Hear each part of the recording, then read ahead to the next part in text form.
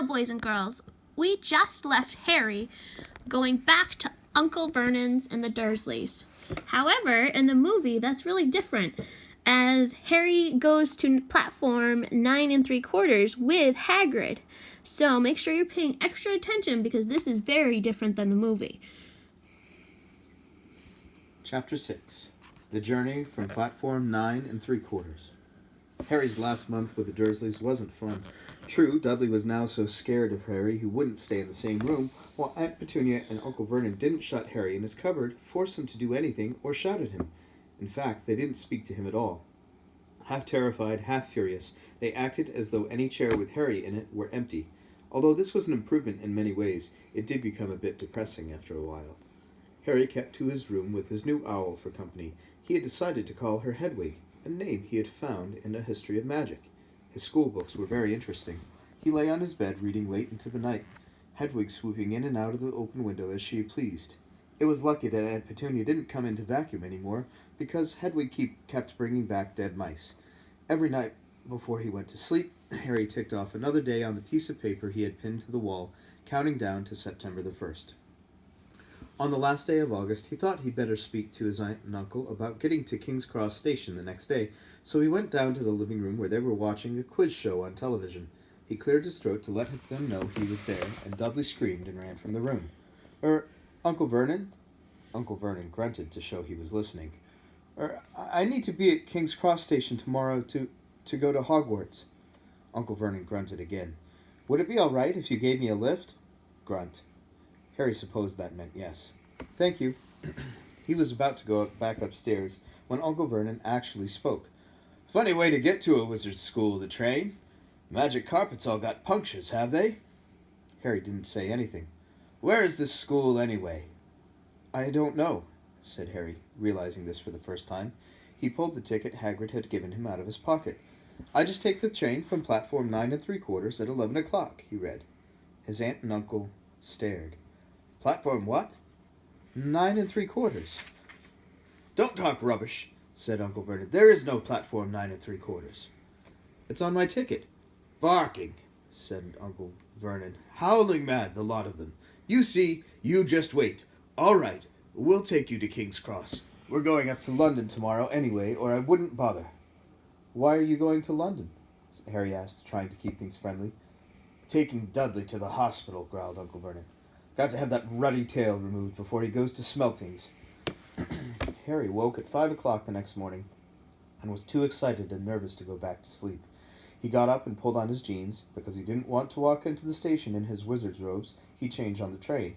He checked his Hogwarts list yet again to make sure he had everything he needed, saw that Hedwig was shut safely in her cage, and then paced the room waiting for the Dursleys to get up. 2 hours later, Harry's huge, heavy trunk had been loaded into the Dursleys' car. Aunt Petunia had talked Dudley into sitting next to Harry, and they had set off. They reached King's Cross at 10:30. Uncle Vernon dumped Harry's trunk onto a cart and wheeled it into the station for him. Harry thought that this was strangely kind until Uncle Vernon stopped dead facing the platforms with a nasty grin on his face. "Well, there you are, boy. Platform 9, platform 10. Your platform should be somewhere in the middle, but they don't seem to have built it yet, do they?" He was quite right, of course.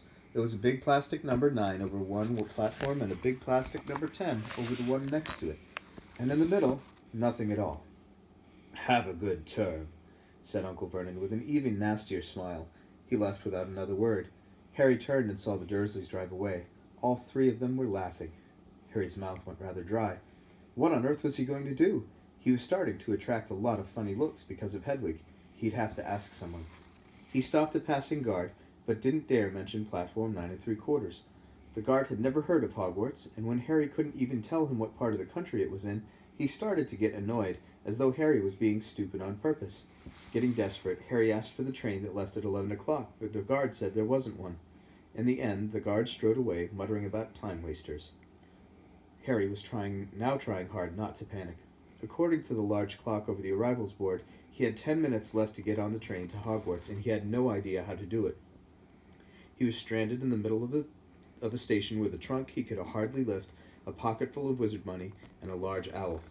Hagrid must have forgotten to tell him something you had to do, like tapping the 3rd brick on the left to get into Diagon Alley. He wondered if he should get out his wand and start tapping the ticket inspector's stand between platforms 9 and 10. At that moment, a group of people passed just behind him, and he caught a few words of what they were saying. Packed with muggles, of course. Harry swung around. The speaker was a plump woman who was talking to 4 boys, all with flaming red hair.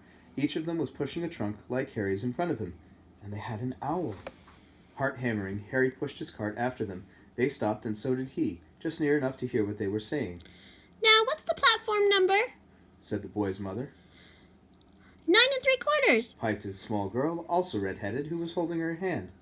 Mom, can I go? You're not old enough, Jenny. Now be quiet. All right, Percy, you go first. What looked like the oldest boy marched toward platforms 9 and 10. Harry watched, careful not to blink in case he missed it. But just as the boy reached the dividing barrier between the 2 platforms, a large crowd of tourists came swarming in front of him, and by the time the last backpack had cleared away, the boy had vanished. Fred, you're next. The plump woman said. I'm not Fred, I'm George, said the boy. Honestly, woman, you call yourself our mother? Can't you tell I'm George? Sorry, George dear. Only joking, I am Fred, said the boy, and off he went. His twin called after him to hurry up, and he must have done so because a second later he had gone. But how had he done it? Now the third brother was walking briskly toward the barrier. He was almost there, and then quite suddenly he wasn't anywhere. There was nothing else for it. Excuse me, Harry said to the plump woman. Hello, dear, she said. First time at Hogwarts? Ron's new too. She pointed at the last and youngest of her sons. He was tall, thin, and gangling, with freckles, big hands and feet, and a long nose. Yes, said Harry. The thing is, I don't know how to... How to get on the platform, she said kindly, and Harry nodded. Not to worry, she said. All you have to do is walk straight at the barrier between platforms 9 and 10. Don't stop and don't be scared. You'll crash into it. That's very important. Best to do it at a bit of a run if you're nervous. Go on. Go now before Ron. Okay, said Harry. He pushed his trolley around and stared at the barrier. It looked very solid. He started to walk towards it.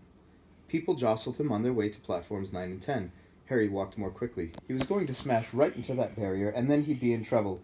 Leaning forward on his cart, he broke into a heavy run. The barrier was coming nearer and nearer. He wouldn't be able to stop. The cart was out of control. He was a foot away. He closed his eyes, ready for the crash. It didn't come. He kept on running. He opened his eyes. A scarlet steam engine was waiting next to a platform packed with people. A sign overhead said Hogwarts Express, 11 o'clock. Harry looked behind him and saw a wrought iron archway with a barrier had been, with the words Platform 9 3/4 on it. He had done it. Smoke from the engine drifted over the heads of the chattering crowd, while cats of every color wound here and there between their legs. Owls hooted to one another in a disgruntled sort of way over the babble and the scraping of heavy trunks. The first few carriages were already packed with students, some hanging out of the window to talk to their families, some fighting over seats. Harry pushed his cart off down the platform in search of an empty seat.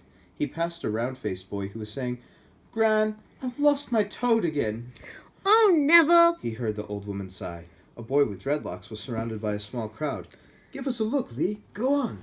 The boy lifted the lid of the box in his arms, and the people around him shrieked and yelled as something inside poked out a long, hairy leg. Harry pressed on through the crowd until he found an empty compartment near the end of the train. He put Hedwig inside first, and then started to shove and heave his trunk toward the train door. He tried to lift it up the steps, but it could hardly raise one end, and twice he dropped it painfully on his foot. Want a hand? It was one of the red-haired twins he'd followed through the barrier. Yes, please, Harry panted. Oi, Fred, come here and help. With the twins' help, Harry's trunk was at last tucked away in a corner of the compartment. Thanks, said Harry, pushing his sweaty hair out of his eyes. What's that? Said one of the twins suddenly, pointing at Harry's lightning scar. Blimey, said the other twin. Are you? He is, said the first twin. Aren't you? He added to Harry. What? Said Harry. Harry Potter, chorused the twins. Oh, him, said Harry. I mean, yes, I am. The two boys gawked at him, and Harry felt himself turning red. Then, to his relief, a voice came floating in through the train's open door. Fred, George, are you there? They're coming, Mom. With a last look at Harry, the twins hopped off the train. Harry sat down next to the window where, half hidden, he could watch the red-haired family on the platform and hear what they were saying. Their mother had just taken out her handkerchief. Ron, you've got something on your nose. The youngest boy tried to jerk out of the way, but she grabbed him and began rubbing the end of his nose. Mom, Get off! He wriggled free. Aw, has Ickle Ronnie got something on his nosy? Said one of the twins. Shut up, said Ron, Where's Percy? said their mother. He's coming now. The oldest boy came striding into sight. He had already changed into his billowing black Hogwarts robes, and Harry noticed a shiny silver badge on his chest with the letter P on it. Can't stay long, Mother, he said. I'm up front. The prefects have got 2 compartments to themselves. Oh, are you a prefect, Percy? Said one of the twins with an air of great surprise. You should have said something. We had no idea. Hang on, I think I remember him saying something about it, said the other twin. Once, or twice, a minute, all summer. Oh, shut up, said Percy the prefect. How come Percy gets new robes anyway, said one of the twins. Because he's a prefect, said their mother fondly. All right, dear. Well, have a good term. Send me an owl when you get there. She kissed Percy on the cheek and he left. Then she turned to the twins. Now you two, this year, you behave yourselves. If I get one more owl telling me you've blown up a toilet or... Blown up a toilet? We've never blown up a toilet. Great idea, though. Thanks, Mom. It's not funny. And look after Ron. Don't worry. Ickle Ronnykins is safe with us. Shut up, said Ron again. He was almost as tall as the twins already, and his nose was still pink where his mother has just rubbed it. Hey, Mom, guess what? Guess who we just met on the train? Harry leaned back quickly so they couldn't see him looking. Know who that black-haired boy who was near us in the station? Know who he is? Who? Harry Potter.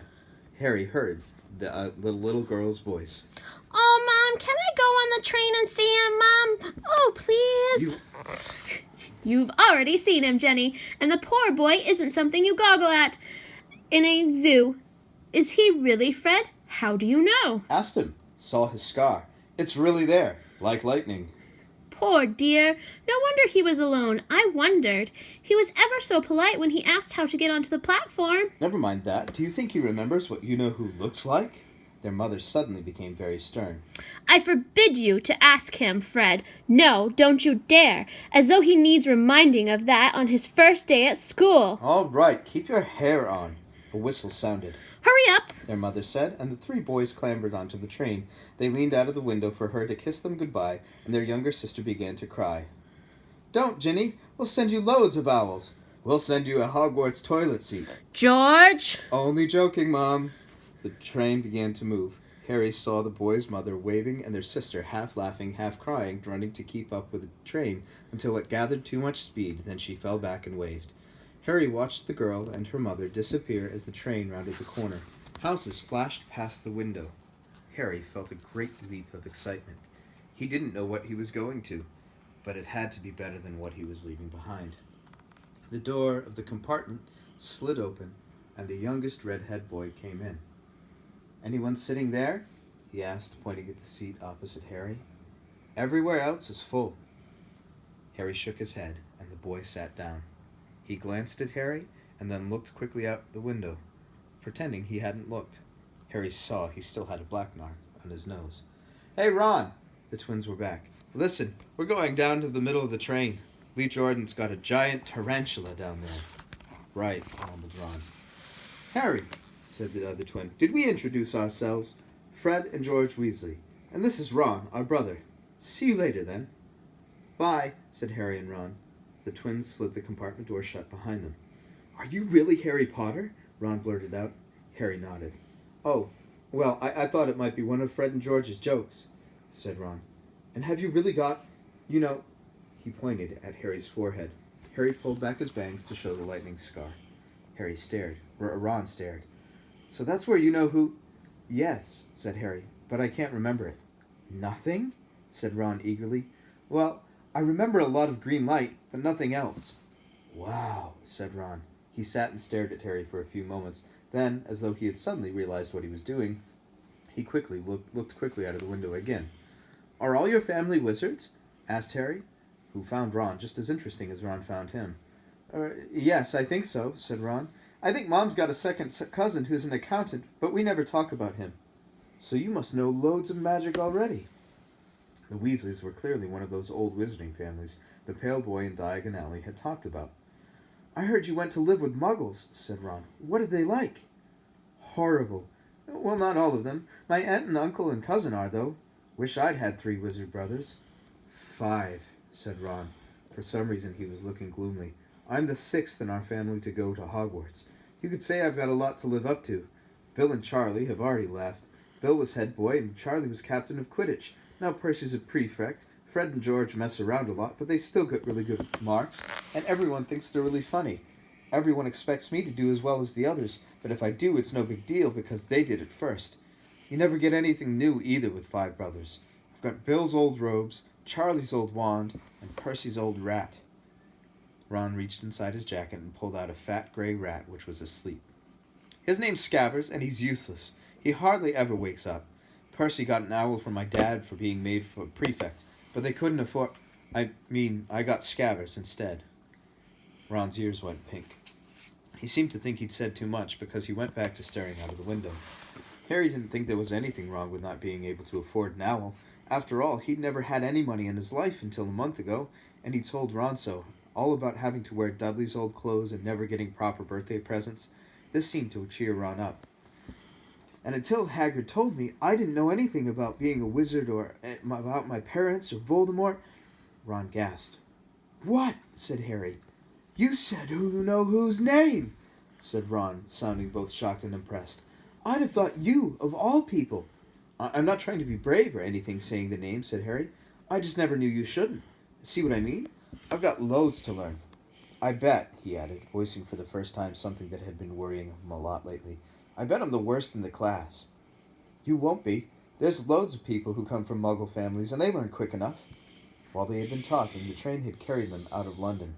They were now speeding past fields full of cows and sheep. They were quiet for a time, watching the fields and lanes flick past. Around 12:30, there was a great clattering outside in the corridor, and a smiling, dimpled woman slid back their doors and said, Anything off the trolley, dears? Harry, who hadn't had any breakfast, leapt to his feet, but Ron's ears went pink, and he muttered that he brought sandwiches. Harry went out into the corridor. He'd never had any money for candy with the Dursleys, and now that he had pockets rattling with gold and silver, he was ready to buy as many Mars bars as he could carry, but the woman didn't have Mars bars.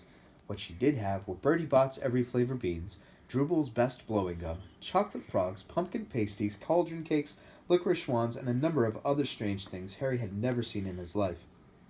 Not wanting to miss anything, he got some of everything, and paid the woman 11 silver sickles and 7 bronze nuts.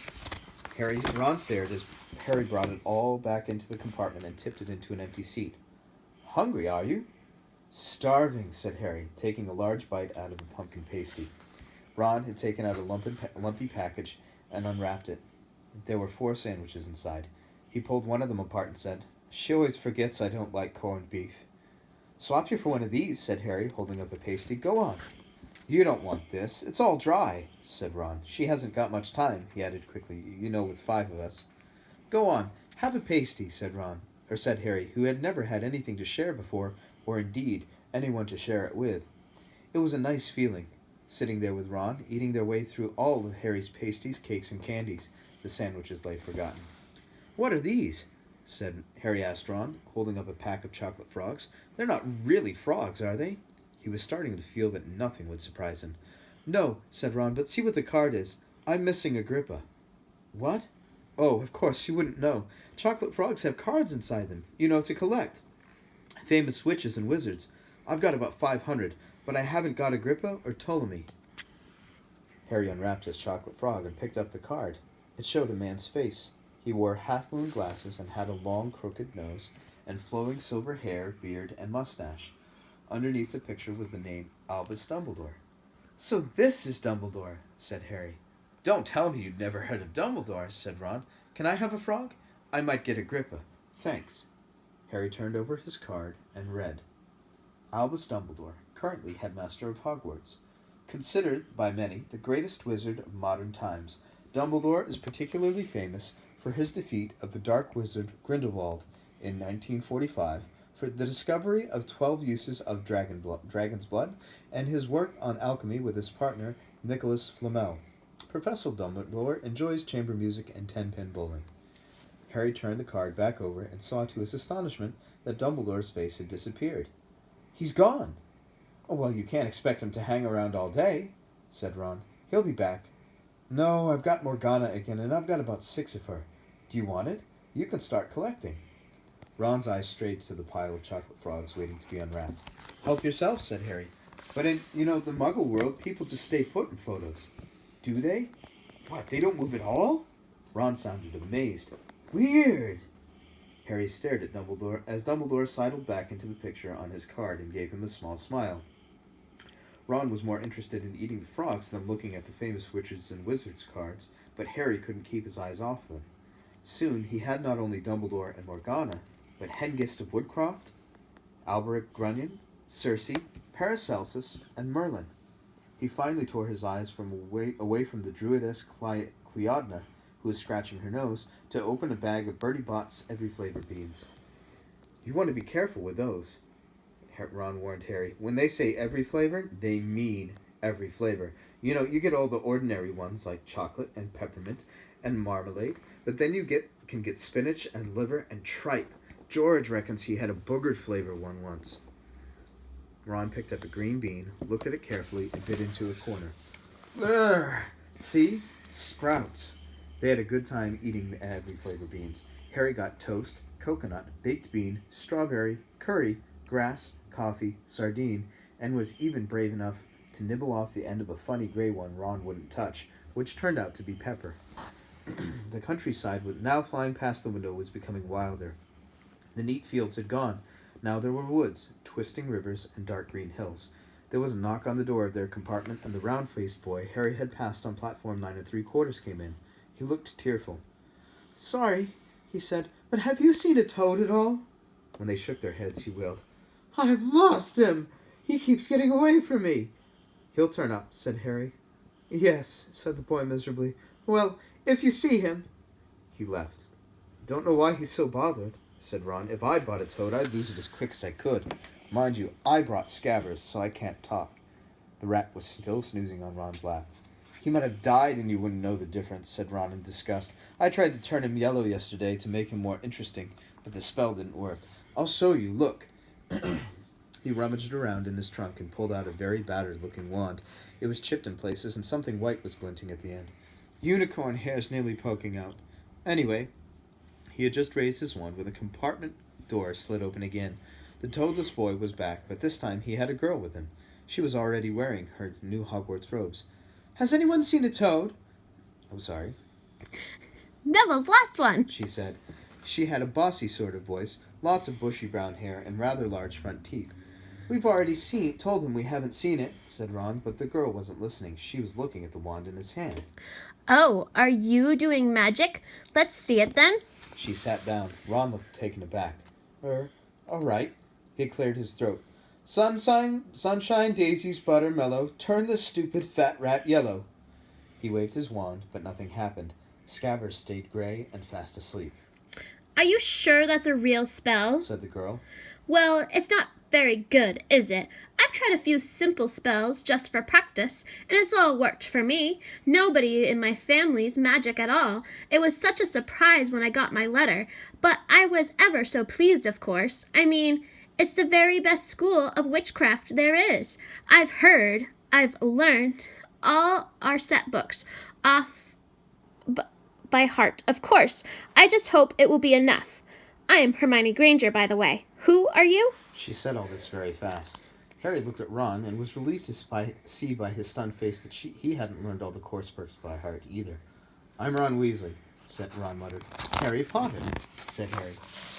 Are you really? Said Hermione. I know all about you, of course. I got a few extra books for background reading.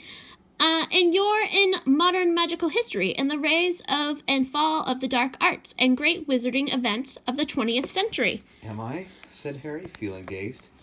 Goodness, don't you know? I'd found out everything I could if it was me, said Hermione. Do either of you know what house you'll be in? I've been asking around, and I hope I'm in Gryffindor. It sounds by far the best. I heard Dumbledore himself was one, but I suppose Ravenclaw wouldn't be too bad. Anyway, we better go and look for Neville's toad. You two had better change, you know. I expect we'll be there soon. And she left, taking the toadless boy with her. Whatever house I'm in, I hope she's not in it, said Ron. He threw his wand back into his trunk. Stupid spell. George gave it to me. Bet he knew it was a dud. What house are your brothers in? Asked Harry. Gryffindor, said Ron. Gloom seemed to be settling on him again. Mom and Dad were in it, too. I don't know what they'll say if I'm not. I don't suppose Ravenclaw would be too bad, but imagine if they put me in Slytherin. That's the house you know who was in? Yeah, said Ron. He flopped back onto his seat, looking depressed. You know, I think the ends of Scabbers' whiskers are a bit lighter, said Harry, trying to take Ron's mind off houses. So what do your oldest brothers do now that they've left, anyway? Harry was wondering what a wizard did once he'd finished school. Charlie's in Romania studying dragons, and Bill's in Africa doing something for Gringotts, said Ron. Did you hear about Gringotts? It's been all over the Daily Prophet, but I don't suppose you get that with the Muggles. Someone tried to rob a high-security vault. Harry stared. Really? What happened to them? Nothing. That's why it's such big news. They haven't been caught. My dad says it must have been a powerful dark wizard to get round Gringotts, but they don't think they took anything. That's what's odd. Of course, everyone gets scared when something like this happens, in case you know who's behind it. Harry turned this news over in his mind. He was starting to get a prickle of fear every time you know who was mentioned. He supposed this was all part of entering the magical word, but it had been a lot more comfortable saying Voldemort without worrying. What's your Quidditch team? Ron asked. I don't know any, Harry confessed. What? Ron looked dumbfounded. Oh, you wait. It's the best game in the world. And he was off, explaining all about the 4 balls and the positions of the 7 players, describing famous games he'd been to with his brothers and the broomstick he'd like to get if he had the money. He was just taking Harry through the finer points of the game when the compartment door slid open yet again, but it wasn't Neville the Toadless Boy or Hermione Granger this time. 3 boys entered, and Harry recognized the middle one at once. It was the pale boy from Madame Malkin's robe shop. He was looking at Harry with a lot more interest than he'd shown back in Diagon Alley. Is it true? He said. They're saying all down the train that Harry Potter's in this compartment. So it's you, is it? Yes, said Harry. He was looking at the other boys. Both of them were thick-set and looked extremely mean. Standing on either side of the pale boy, they looked like bodyguards. Oh, this is Crabbe and this is Goyle, said the pale boy carefully, noticing where Harry was looking. And my name's Malfoy, Draco Malfoy. Ron gave a slightly cough, which might have been hiding a snigger. Draco Malfoy looked at him. Think my name's funny, do you? No need to ask who you are. My father told me all the Weasleys have red hair, freckles, and more children than they can afford. He turned back to Harry. You'll soon find out some wizarding families are much better than others, Potter. You don't want to go making friends with the wrong sort. I can help you there. He held out his hand to shake Harry's, but Harry didn't take it. I think I can tell who the wrong sort are for myself, thanks, he said coolly. Draco Malfoy didn't go red, but a pink tinge appeared in his pale cheeks. I'd be careful if I were you, Potter, he said slowly. Unless you're a bit politer, you'll go the same way as your parents. They didn't know what was good for them either. You hang around with riffraff like the Weasleys and that Hagrid, and it'll rub off on you. Both Harry and Ron stood up. Say that again, Ron said, his face as red as his hair. Oh, you're going to fight us, are you? Malfoy sneered. Unless you get out now, said Harry more bravely than he felt, because Crabbe and Goyle were a lot bigger than him or Ron. But we don't feel like leaving, do we, boys? We've eaten all our food, and you still seem to have some. Goyle reached toward the chocolate frogs next to Ron. Ron leapt forward, but before he'd so much as touched Goyle, Goyle let out a horrible yell. Scabbers the rat was hanging off his finger, sharp little teeth sunk deep into Goyle's knuckle. Crabbe and Malfoy backed away as Goyle swung Scabbers round and round, howling, and when Scabbers finally flew off and hit the window, all 3 of them disappeared at once. Perhaps they thought there were more rats lurking among the sweets, or perhaps they heard footsteps because a second later Hermione Granger had come in. What has been going on? She said, looking at the sweets all over the floor and Ron picking up Scabbers by his tail. I think he's been knocked out, Ron said to Harry. He looked closer at Scabbers. No, I don't believe it. He's gone back to sleep. And so he had. You've met Malfoy before? Harry explained about their meeting in Diagon Alley. I've heard of his family, said Ron. They were some of the first to come back to our side after you-know-who disappeared. Said they'd been bewitched. My dad doesn't believe it. He said Malfoy's father didn't need an excuse to go over to the dark side. He turned to Hermione. Can we help you with something? You better hurry up and put your robes on. I've just been up the front to ask the driver, and he says we're nearly there. You haven't been fighting, have you? You'll be in trouble before we even get there. Scabbers has been fighting, not us, said Ron, scowling at her. Would you mind leaving while we change? All right, I only came in here because people outside are behaving very childish, racing up and down the corridors, said Hermione in a sniffy voice. And you've got dirt on your nose. By the way, did you know? Ron glared at her as she left. Harry peered out of the window. It was getting dark. He could see mountains and forests under a deep purple sky. The trains did seem to be slowing down. He and Ron took off their jackets and pulled on their long black robes. Ron's were a bit short for him. You could see his sneakers underneath them. A voice echoed through the train. We will be reaching Hogwarts in 5 minutes' time. Please leave your luggage on the train. It will be taken to the school separately. Harry's stomach lurched with nerves, and Ron, he saw, looked pale under his freckles. They crammed their pockets with the last of the sweets and joined the crowd thronging the corridor. The train slowed right down and finally stopped. People pushed their way toward the door and out onto a tiny dark platform. Harry shivered in the cold night air. Then a lamp came bobbing over the heads of the students, and Harry heard a familiar voice. First years over here!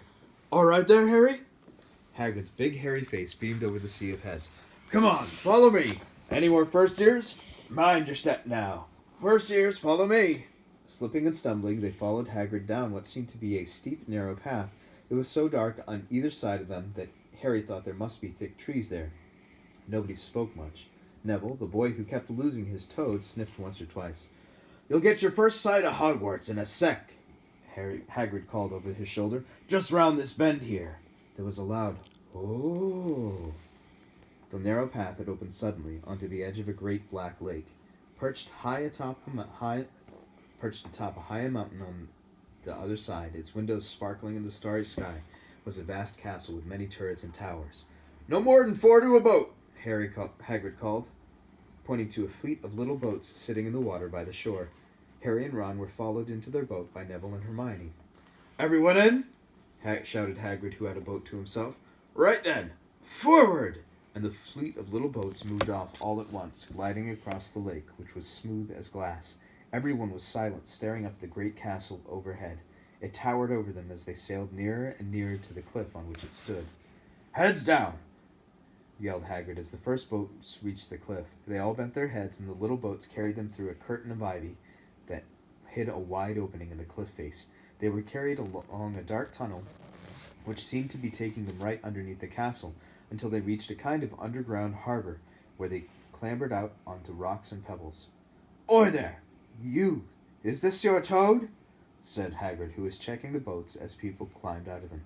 Trevor! Cried Neville blissfully, holding out his hands. Then they clambered up the passageway in the rock after Hagrid's lamp, coming out at last onto smooth, damp grass right in the shadow of the castle. They walked up a flight of stone steps and crowded around the huge oak front door. Everyone here? You there, still got your toad? Hagrid raised a gigantic fist and knocked 3 times on the castle door.